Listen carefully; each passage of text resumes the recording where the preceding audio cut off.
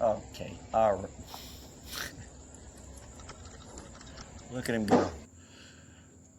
All right, well, it's fairly obvious he just made some fake hail damage on this roof. He has some kind of tool in his hand. I can't tell what it is, but he put all his weight on it to try to push into the shingle in order to simulate some kind of an impact mark. Because the premise is that hail would cause an indentation. So he's trying to make some kind of an indentation on this shingle, which is the wrong approach.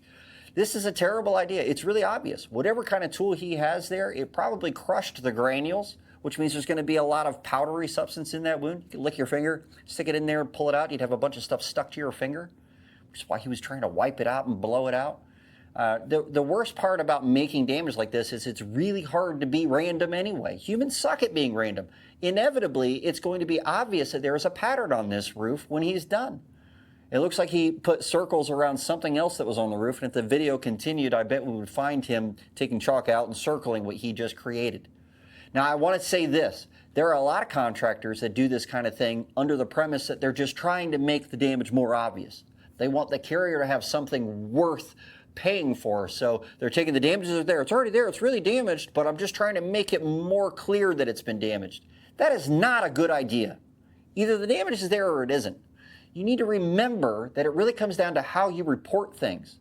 All right, if you prove it properly with your expert reports, then it's okay to be cosmetic damage. Most policies still cover cosmetic damage on asphalt shingle roofs. So if the policy covers it, doesn't have an exclusion for it, then all it requires is for you to write that that is what you found, cosmetic damage on the roof. And then you don't have to go through all this crap. This is fraud. Look, don't do this kind of thing. Learn how to prove what you find in the right way so it can actually be investigated the right way. And that's all that matters. You got to prove it or lose it. If you know contractors that do this kind of thing or suspect contractors do this kind of thing, send them this video. I'd love for them to hear this.